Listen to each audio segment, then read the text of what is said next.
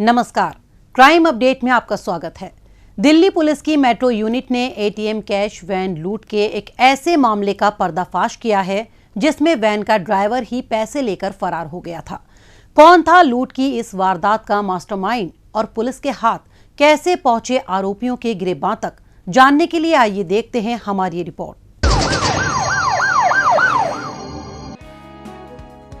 राजधानी की सेफ्टी और सिक्योरिटी दिल्ली पुलिस की सर्वोच्च प्राथमिकता है, लिहाजा दिल्ली पुलिस हमेशा मुस्तैद रहती है ताकि अपराधियों की नकेल कस लोगों को भयमुक्त वातावरण उपलब्ध कराया जा सके।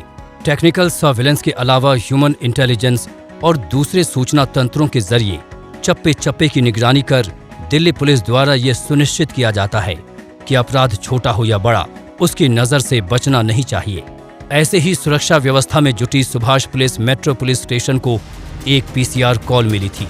इस कॉल के द्वारा उत्तर पश्चिमी दिल्ली के इंद्रलोक इलाके में एक एटीएम कैश वैन से भारी मात्रा में नकदी लूट लिए जाने की सूचना दी गई थी। मामला काफी संगीन लग रहा था, इसलिए पुलिस फौरन कार्रवाई में जुट गई। इंद्रलोक मेट्रो स्टेशन है। मेट्रो स्टेशन के पार्किंग के अपोजिट साइड में एक कैश डिलीवरी वैन खड़ी हुई थी। वहाँ पे जब टीम पहुँची है तो वहाँ पे हमारी टीम को वहाँ पे उस सिक्योरिटी का एक मैनेजर है, कंप्लेनेंट है, उन्होंने बताया कि ये कैश डिलीवरी वैन यहाँ पे तकरीबन 1 बजे के आसपास यहाँ पे पहुँची है और एक बैंक के एटीएम के मशीन में पैसे डालने के लिए। जब ये पैसे डालने के लिए सिक्योरिटी गार्ड और 2 कस्टोडियन अंदर चले गए थे मेट्रो स्टेशन पे एटीएम में पैसे डालने के लिए, उन्होंने वहाँ पे ड्राइवर को छोड़ दिया था और उनके वैन में और कुछ पैसे रखे हुए थे एक ट्रंक बॉक्स में। जब ये लोग वहाँ पे एटीएम पे पैसे डिपॉजिट करके जब वापस आ रहे थे, जब ये वैन के नज़दीक पहुँचे तो उन्होंने देखा कि वो जो ड्राइवर था वो और एक लड़के के साथ एक मोटरसाइकिल पे एक बैग लेके भागता हुआ दिखाई दिया। मौका-ए वारदात का मुआयना करने के बाद एक पुलिस टीम का गठन कर दिया गया। जांच पड़ताल में पुलिस द्वारा टेक्निकल सर्विलेंस की भी मदद ली गई, जिससे लुटेरों के बारे में कोई सुराग मिल सके। हर एंगल से जांच करते हुए पुलिस ने दिल्ली एनसीआर में कई जगहों पर ताबड़तोड़ छापेमारी की ताकि जल्द से जल्द लुटेरों को सीखचों के पीछे पहुंचाया जा सके। लेकिन तमाम प्रयासों के बाद भी पुलिस को सफलता नहीं मिल पा रही थी। इसी बीच पुलिस की मेहनत रंग लाई और छानबीन के दौरान मिले एक महत्वपूर्ण क्लू के आधार पर पुलिस के हाथ कैश वैन लूट के 3 आरोपियों की गर्दन तक पहुंच गए। यहाँ पे एक्यूज्ड आइडेंटिफाइड है, जो ड्राइवर था वो आइडेंटिफाइड था, उसके साथ जो था वो भी हमारे को पता लग गया उसका नाम। तो उसी की बेसिस पे हमारी तफ्तीश चली थी और जितने भी हमारे कॉन्टैक्ट्स थे क्रिमिनल इंटेलिजेंस के, उनको एक्टिवेट किया गया है। उसके अलावा हमने टेक्निकल सर्वेलेंस भी हमने एक लागू किया है। तो हमको इनका फैमिली मेम्बर से जब थोड़ा सा हिंट मिला है कि इसमें 4-5 लोग मौजूद हैं और ये कहीं पैसे छुपा हुआ है। दरअसल इस मामले में 51,50,000 रुपए की लूट हुई थी, जिसमें कुल 5 आरोपी शामिल थे। इनमें से अभी तक गिरफ्तार 3 आरोपियों की पहचान उत्तम नगर निवासी सतीश कुमार, हरियाणा के झज्जर के रहने वाले चेतन शर्मा और प्रीतम शर्मा के रूप में हुई। बाकी के 2 आरोपी अंकित सिंह और नितिन की तलाश अभी जारी है। सतीश कुमार इस वारदात का मास्टरमाइंड था, जिसने अपने साथी नितिन, चेतन, प्रीतम और फरार चल रहे दोनों आरोपियों के साथ लूट की इस वारदात को अंजाम दिया था। फरार आरोपियों में एक अंकित एटीएम कैश वैन का ड्राइवर था और वही एक अन्य आरोपी के साथ पैसे लेकर भागा था। पकड़े गए आरोपियों के कब्जे से पुलिस ने लूटी गई नकदी में से 45,86,500 रुपए भी बरामद कर लिए हैं। हमने इसके इंस्टेंस पे टोटल 35,48,500 रुपीज़ सतीश के इंस्टेंस पे, जब सतीश ने बोला था कि मेरे साथ और 2 लोग शामिल है इस वारदात में, टोटल ये 5 थे और 2 लोग इसमें उनका नाम लिया था। एक का है चेतन शर्मा और एक का नाम है प्रीतम शर्मा अलियास मुन्ना। जब हमने चेतन शर्मा को भी हमने इसमें कस्टडी में लिया है और पूछताछ की है और उसने ये बताया कि मेरे पास टोटल 10,38,000 मेरा हिस्सा मिला है और उसने भी वो रुपये हमको बरामद कर दिया था। आरोपियों ने बड़ी ही शातिराना तरीके से लूट की इस सनसनीखेज वारदात को अंजाम दिया था।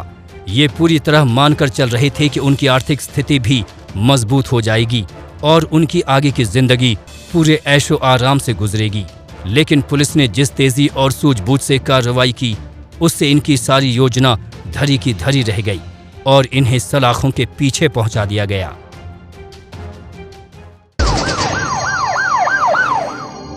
और अब वक्त है पिछले दिनों सुर्खियों में रही कुछ खास खबरों पर एक नजर डालने का। लेकिन पहले देखते हैं पुलिस द्वारा जारी ये महत्वपूर्ण संदेश।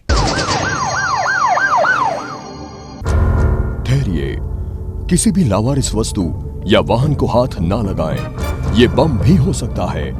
यदि आप ऐसी किसी भी संदिग्ध गतिविधि को देखते हैं तो तुरंत 112 नंबर पर या नजदीकी पीसीआर या थाने में इसकी सूचना दें।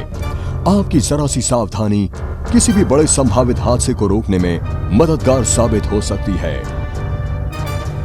पुलिस की पैनी निगाहें देशद्रोहियों की गतिविधियों पर लगी हैं। आप भी पुलिस का सहयोग करें। याद रखिए, किसी भी लावारिस वस्तु को ना छुएं। अपना मकान किसी अनजान व्यक्ति को किराए पर ना दें। अपनी कार, स्कूटर या मोटरसाइकिल बेचने से पहले खरीदार की पहचान कर लें।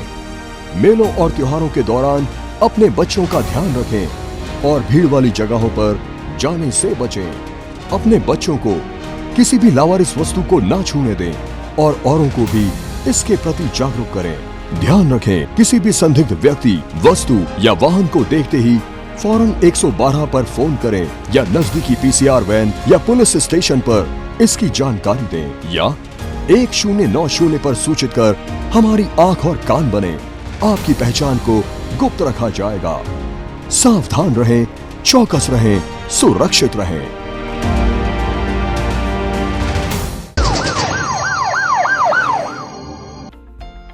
राष्ट्रीय सीपीआर दिवस के मौके पर दिल्ली पुलिस ने इंडियन एकेडमी ऑफ पीडियाट्रिक्स के सहयोग से झरोदा कलां स्थित दिल्ली पुलिस अकादमी में प्राथमिक चिकित्सा और सीपीआर प्रशिक्षण कार्यशालाओं का आयोजन किया। इस अवसर पर दिल्ली पुलिस अकादमी के वरिष्ठ अधिकारियों सहित कई डॉक्टर्स भी मौजूद थे। कार्यशाला के दौरान 450 पुलिस प्रशिक्षुओं को basic life support, cardiopulmonary resuscitation और जीवन रक्षक कौशल के बारे में विस्तार से जानकारी दी गई। इस जानकारी का उपयोग कर उप निरीक्षकों को गंभीर परिस्थितियों में प्रभावी ढंग से प्रतिक्रिया करने और जरूरतमंद लोगों को समय पर सहायता प्रदान करने में काफी मदद मिलेगी।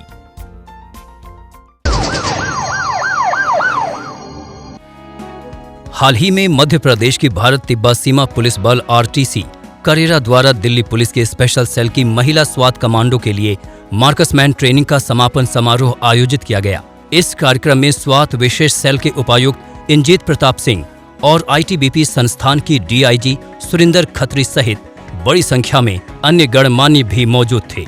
इस दौरान ट्रेनिंग प्राप्त कर निशानेबाजी में बेहतर प्रदर्शन करने वाली स्वात कमांडोज को पुरस्कार देकर सम्मानित किया गया। पहले बैच के दौरान 19 महिला स्वात कमांडो ने 4 सप्ताह का मार्क्समैन कोर्स सफलतापूर्वक पूरा किया है। आगामी G20 शिखर सम्मेलन में ये कमांडोज शार्प शूटर की भूमिका अदा करेंगे।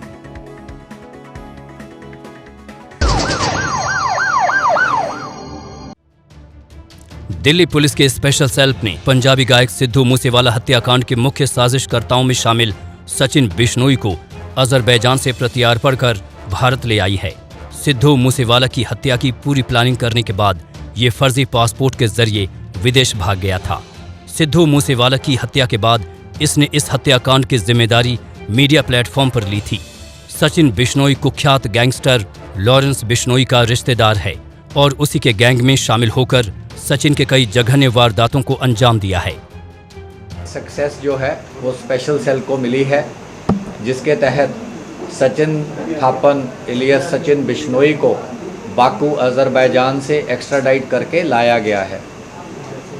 जैसा कि आप जानते हैं कि 29 मई 2022 को सिद्धू मूसेवाला की हत्या के बाद 2 दिन लेटर ऑन सचिन थापन ने इलियस बिश्नोई ने चैनल को कॉल करके बोला था, रिस्पॉन्सिबिलिटी ली थी और ओन अप किया था और एक तरीके से डेयर किया था।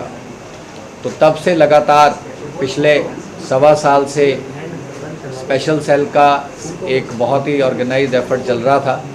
इसी के चलते इन्हीं के सिंडिकेट के इस मेन साथी को हमारी टीम जो है लगातार जो इस पे एफर्ट कर रही थी और तमाम हमारी जो रिलेटेड इंटेलिजेंस एजेंसीज़ हैं उनकी हेल्प से ये एक सक्सेसफुल एक्स्ट्राडिशन हो पाई है। पुलिस को पटियाला कोर्ट से सचिन की 10 दिन की रिमांड मिल गई है। अब पुलिस इससे पूछताछ कर कई राज उगलवाने में जुट गई है।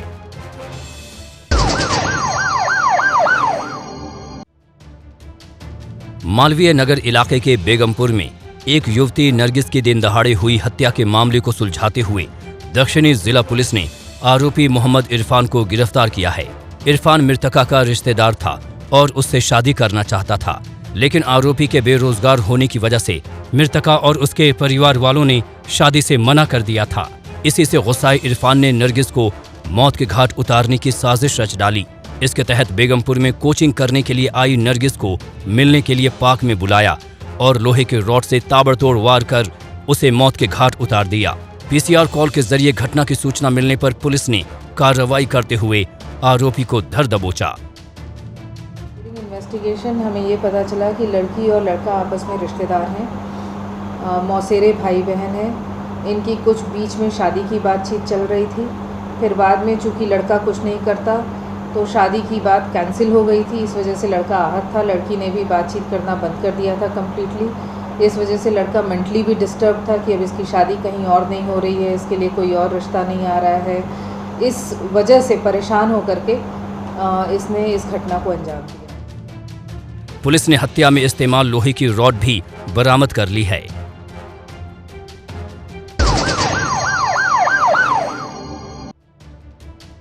रोहिणी जिला पुलिस ने बेगमपुर इलाके में हुए एक शख्स के ब्लाइंड मर्डर को सुलझाते हुए 2 आरोपी आशु और परमेश्वर को गिरफ्तार किया है।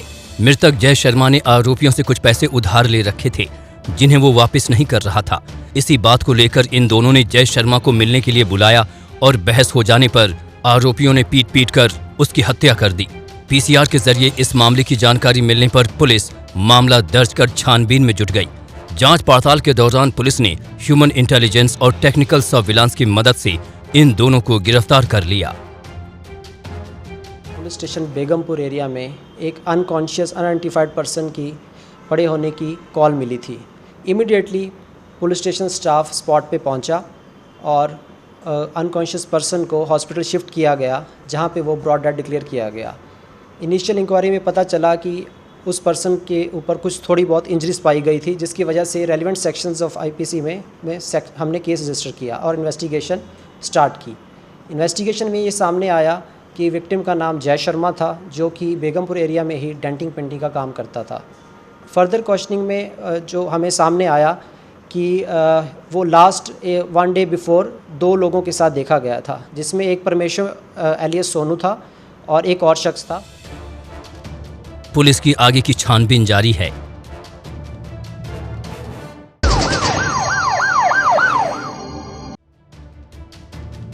उत्तरी जिला पुलिस ने बैंक में नौकरी दिलाने के बहाने लोगों से ठगी करने वाले साइबर जालसाज आशु वाजपेयी को गिरफ्तार किया है। ये भारत के अलग अलग राज्यों में ठगी के 16 मामलों में शामिल रहा है। ये नौकरी की तलाश कर रहे लोगों को अपना निशाना बनाता था ताकि उन्हें झांसा देकर आसानी से पैसा कमाया जा सके। अपने कारनामों को अंजाम देने के लिए ये पहले नकली पहचान पत्र का इस्तेमाल कर सिम कार्ड खरीद लेता था। इसके बाद ये अपने नंबर को ट्रू कॉलर ऐप पर बैंक के अधिकारी के रूप में सेव कर लेता था। उन्हीं फोन नंबर के जरिए राष्ट्रीयकृत बैंकों में नौकरी दिलाने के लिए इच्छुक उम्मीदवारों से संपर्क कर उनका ऑनलाइन इंटरव्यू लेता था। जब लोग उसके झांसे में आ जाते थे तो ये उनसे मोटी रकम ऐंठ लिया करता था।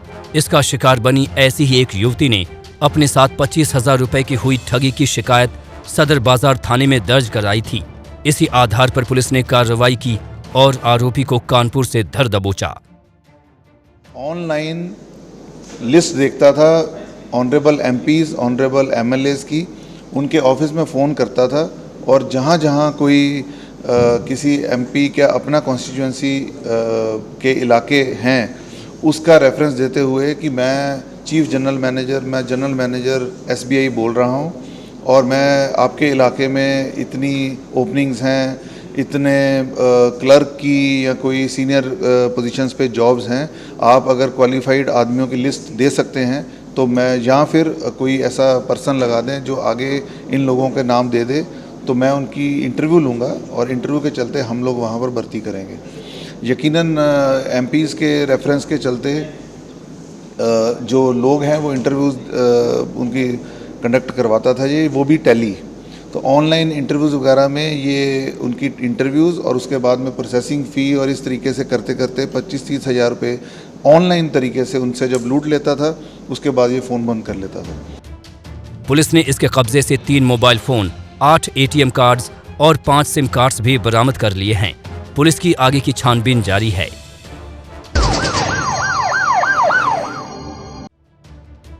रोहिणी जिला पुलिस ने गोगी गैंग के 3 लुटेरों को गिरफ्तार किया है। पकड़े गए आरोपियों की पहचान साहिल और 2 नाबालिग के रूप में की गई। साहिल पर एक आपराधिक मामला पहले से दर्ज है। ऑपरेशन पराक्रम के तहत जिला क्षेत्र में आपराधिक वारदातों पर अंकुश लगाने के मकसद से पुलिस टीम बेगमपुर इलाके में गश्त कर रही थी। इसी दौरान पुलिस को हथियारबंद लुटेरों द्वारा घर में घुसकर बंदूक की नोक पर 25,000 लूट लिए जाने की बाबत सूचना मिली थी। इसके बाद पुलिस फौरन हरकत में आ गई और आरोपियों का पीछा कर इन्हें धर दबोचा।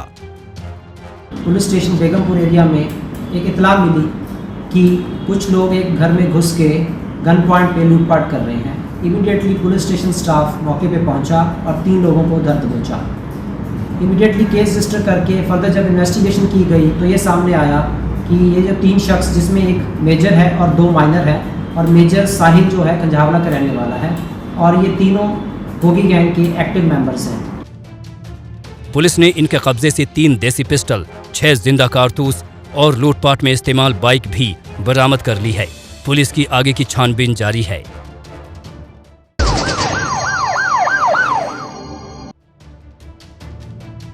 द्वारका जिला पुलिस ने एक सेंधमार सरवर अली को गिरफ्तार किया है। ये बिंदापुर थाने का घोषित अपराधी है और इस पर पहले से 26 मामले स्नैचिंग, बर्गलरी और चोरी के दर्ज हैं। ये बंद पड़े घरों को तलाश करता और वहां रखा सारा सामान लेकर रफू चक्कर हो जाता था। हाल ही में ये रात के समय में मोहन गार्डन इलाके में स्थित एक घर से कैश और अन्य कीमती सामान लेकर फरार हो गया था। घर के मालिक से चोरी की सूचना मिलने पर पुलिस ने मामला दर्ज कर जांच पड़ताल शुरू कर दी। सीसीटीवी और लोकल इंटेलिजेंस के जरिए पुलिस ने बिंदापुर इलाके में रहने वाले लुटेरे सरवर की पहचान कर ली। इसी आधार पर पुलिस ने वहां दबिश दी और उसे धर दबोचा। पुलिस ने इसके कब्जे से चुराई गई ज्वेलरी, 3 मोबाइल फोन सहित 1 लैपटॉप भी बरामद कर लिया है।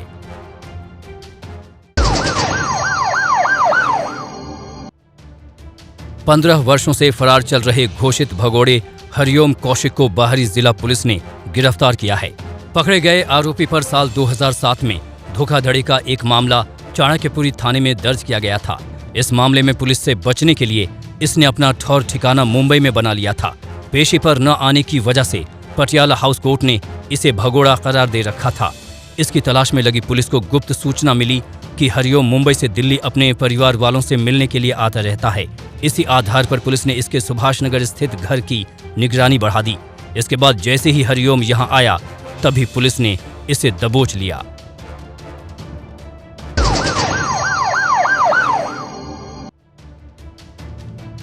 द्वारका जिला पुलिस ने OLX पर रेंटेड कार बेचने वाले गिरोह का भंडाफोड़ करते हुए 3 आरोपी अरुण, अंकित और हेमंत को गिरफ्तार किया है।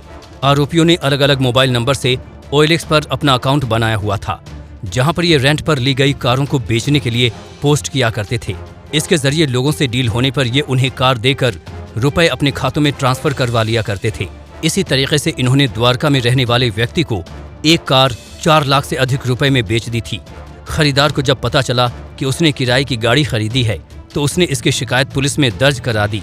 पुलिस ने टेक्निकल और मैनुअली सर्विलांस के साथ साथ सौदेबाजी के लिए इस्तेमाल मोबाइल नंबर्स की कॉल डिटेल्स और रकम ट्रांसफर के लिए उपयोग खातों की जानकारी के आधार पर अरुण, अंकित और हेमंत की पहचान कर तीनों को धर दबोचा। पुलिस ने इनके कब्जे से 3 कार सहित 5 मोबाइल फोन भी बरामद कर लिए हैं।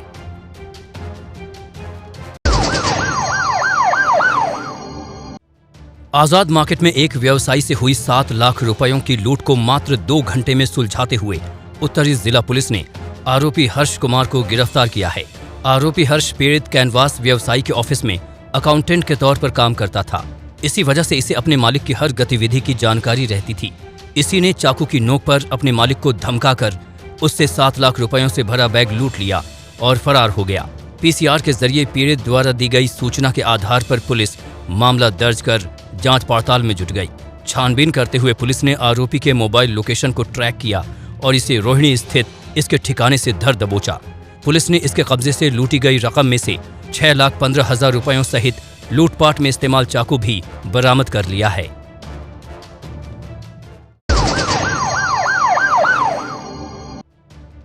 द्वारका जिला पुलिस ने शराब तस्कर संजय को गिरफ्तार किया है। बाबा हरिदास नगर इलाके में गश्त कर रही पुलिस टीम को धिचाऊ गांव की तरफ से हिरन कुंडवा गांव की ओर एक कार तेजी से आती हुई दिखाई दी थी। पुलिस ने जब इस कार को रुकने का इशारा किया तो कार चालक ने कार तेज कर भागने की सोची, लेकिन पुलिस ने पीछा कर उसे पकड़ लिया। पकड़े जाने पर उसकी पहचान शराब तस्कर संजय के रूप में हुई और कार की तलाशी लेने पर उसमें से 258 कार्टन शराब मिली। इस आधार पर पुलिस ने संजय को गिरफ्तार कर शराब सहित कार को भी जब्त कर लिया।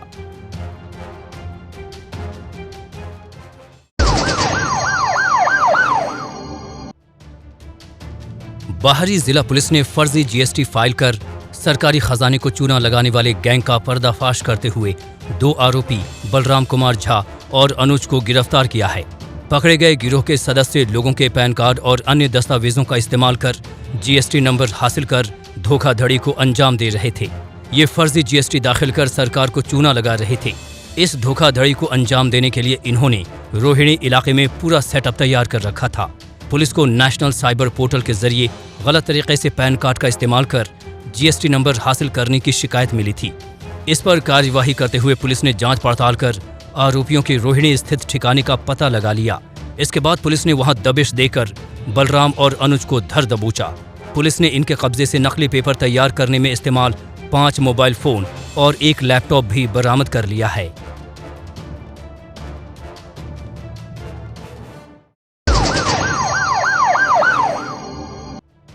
द्वारका जिला पुलिस ने झपटमारी और वाहन चोरी की वारदातों के लिए कुख्यात आरोपी अमरजीत और अमन को गिरफ्तार किया है।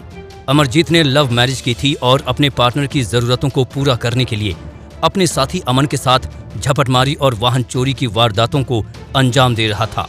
इन बढ़ती घटनाओं के मद्देनजर पुलिस ने सीसीटीवी खंगाले तो उसमें आरोपियों की पहचान मटियाला गांव में रहने वाले अमरजीत और अमन के तौर पर हुई। इनकी धरपकड़ में लगी पुलिस को गुप्त सूचना मिली कि झपटमारी और वाहन चोरी की वारदातों को अंजाम देने वाले आरोपी बिंदापुर इलाके में मौजूद है। इस आधार पर पुलिस ने वहां ट्रैप लगाया और इन्हें धर दबोचा। पुलिस ने इनके कब्जे से झपटे गए 2 मोबाइल फोन, चुराई गई 1 स्कूटी और मोटरसाइकिल भी बरामद कर ली है।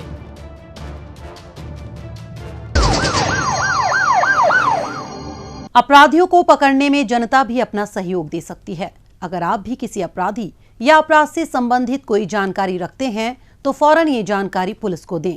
आपकी पहचान को गुप्त रखा जाएगा।